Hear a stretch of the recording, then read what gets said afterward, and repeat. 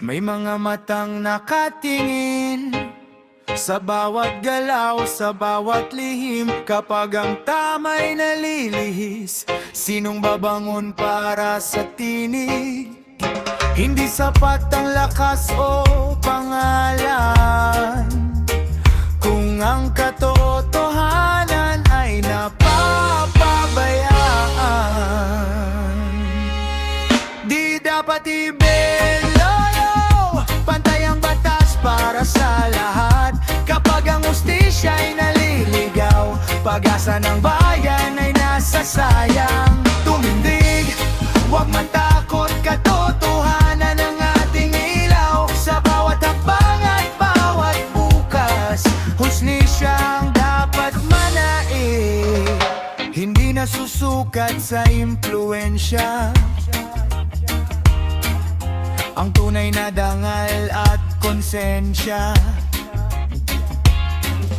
Kapag ang puso'y tapat sa bayan,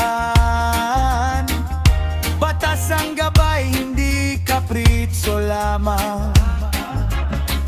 Darating din ang umaga, liwanag ang siyang mananaig. Kung sama-sama ang bawat isa, walang katotohanang maitatabi. Di dapat ibendalo, igalang ang tama at ang batas. Sa pagkakaisa ng bawat tao, mas matibay ang ating bukas. Hawakan ng pag-asa at huwag bibitiw kailanman.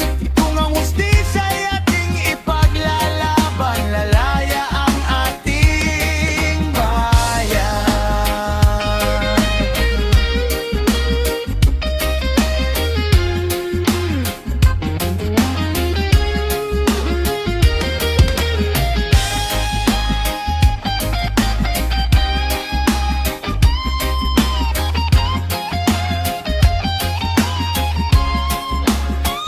Di dapat ibendalo, igalang ang tama at ang batas. Sa pagkakaisa ng bawat tao, mas matibay ang ating bukas.